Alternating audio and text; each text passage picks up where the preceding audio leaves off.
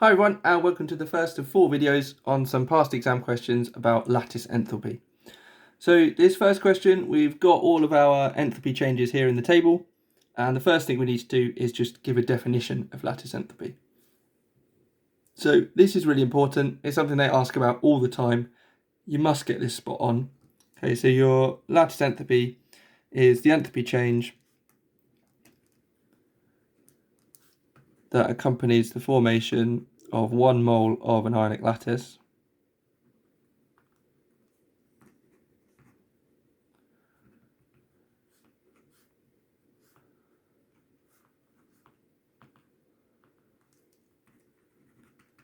from its gaseous ions. Okay, so those are your 2 bits for 2 marks. Formation of 1 mole of a lattice for 1 mark from the gaseous ions for the 2nd mark. Okay, and it's almost a guarantee that that question is going to come up. So make sure you know that definition. The next bit of this question has a Born-Haber cycle for us to label up. We've got all these gaps in here, and we need to match these up to the processes that are in this table. Okay, so where are we going to start here? I'll try and get both these in view at the same time. So I'm going to start here with this one. This is the most obvious one. This is what we've just talked about. Here is our lattice, and here are the gaseous ions. So this process here is the lattice enthalpy. So this is G. And then I think the best thing to do is work our way around this way. So we try and look at this process here. What's going on here? So this is the other way of making our sodium oxide. What are we making it from? We're making it from solid sodium and gaseous oxygen. So these are the elements in their standard states. So therefore this process is the enthalpy change of formation. So which letter is that? Formation is F. So that's got to go here. Right, then let's work our way up the side here. What's going on? We're going from solid sodium to gaseous sodium here. So this is the atomization of sodium. So that is E. And then here we're going from half a mole of oxygen gas to 1 mole of oxygen atoms. So this is the atomization of oxygen. Half a mole of O2 molecules to 1 mole of oxygen gas. So atomization of oxygen is D. Here we're going from gaseous sodium to gaseous sodium ions. So the sodium is losing 1 electron. So this is our ionization energy. First ionization energy of sodium. So that is C. It's nice they're putting them all in order. This process, what's going on here, this is adding, we're going from 2 electrons down to 1, and the oxygen is becoming O minus. So this is the first electron affinity, and then this is the second electron affinity, because we're going to O2 minus. So first electron affinity is A, and second electron affinity is B. Okay, I thought that was too good to be true for them all to be in the right order. Okay, so that's labelled up. Right, now we need to calculate the lattice enthalpy. So what I'm going to do here is just put all the values on here. Let's do a different colour. So the lattice enthalpy is the one we're trying to work out. Let's put all the other numbers on here. So A, I'm just going to copy them from here. These are in order, right? A, B, C, D, E, yeah. So A is minus 141. B is plus 790. C is plus 496. Plus 249. Plus 108. And minus 414. Okay. Now, we need to be careful here because sodium oxide is Na2O. So any changes that are to do with the sodium, we need to times it by 2. So let's just go back. The easiest way to look at this is to go down here and see anything that is of sodium. So that's oxygen, that's sodium. I've got 2 sodiums. So that's going to have to be times by 2, the 496. So that's here. This one's going to have to be times by 2. What else? That's of oxygen, of sodium. So this one plus 108. So that's going to need to be times by 2. Sodium of sodium oxide of sodium oxide. Okay, so that's fine. Right, so then we're now ready to do the calculation. This is the one we're trying to calculate. So the way I always go about doing this is, right, so we're going to start here.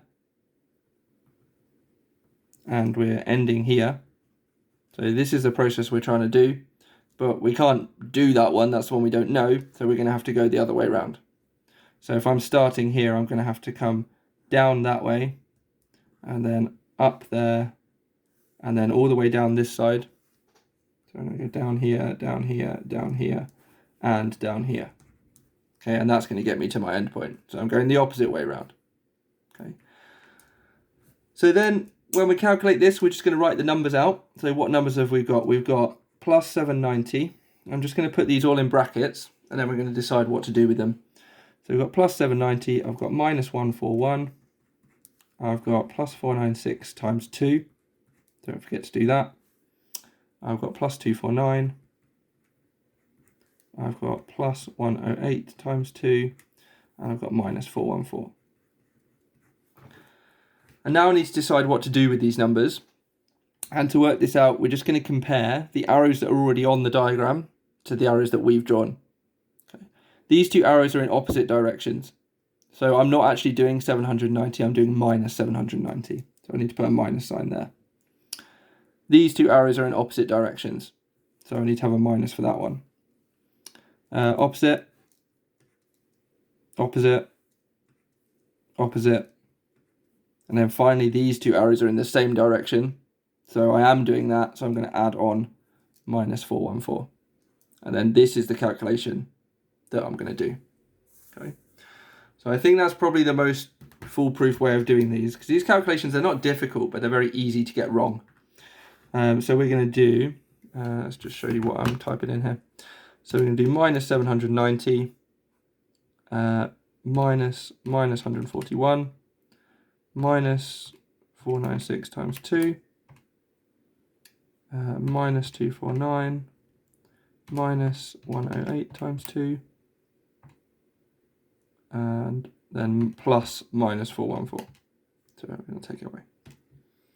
And we get minus 2520. Is that a sensible value?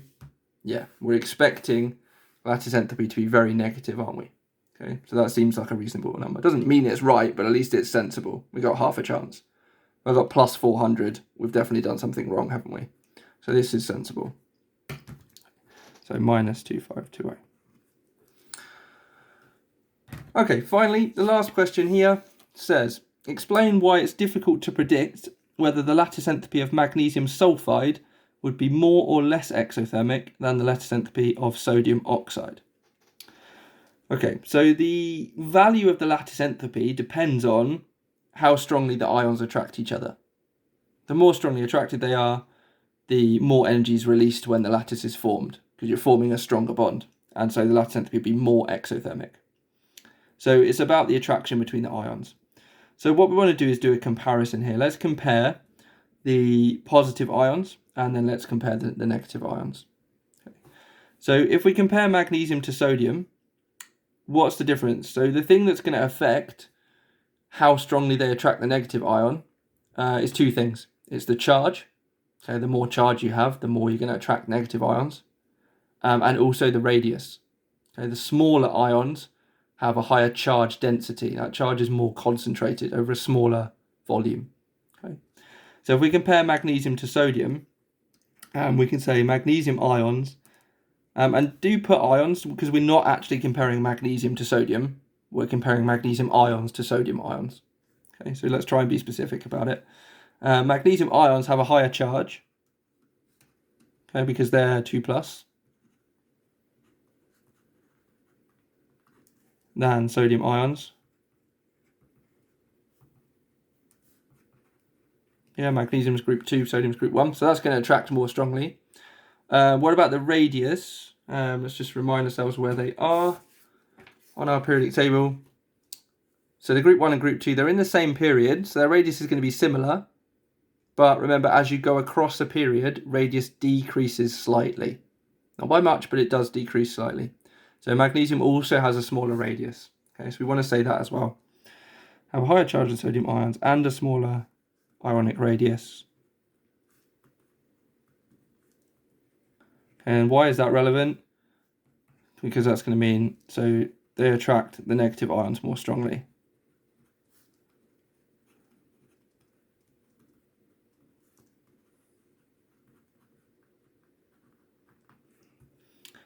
Okay, what about the negative ions then? Let's compare the sulfide and the oxide. Sulfide ions and oxide ions, what's going on if we look at our periodic table here? These two are both in the same group. So these two are going to have the same charge. They're in group 6, so they're both going to be 2- ions. But the radius is going to be very different. The sulfide ions are much bigger than the oxide ions. Okay. So sulfide ions have the same charge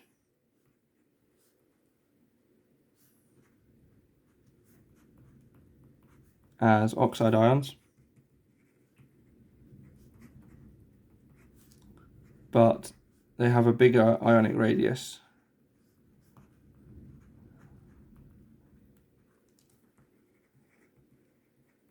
So they attract positive ions less strongly.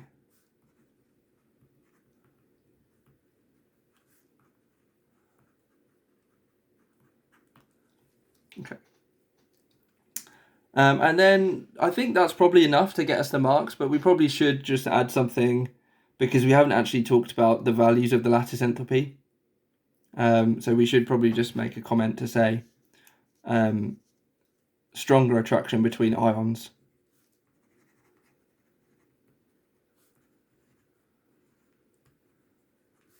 would lead to a more exothermic lattice enthalpy.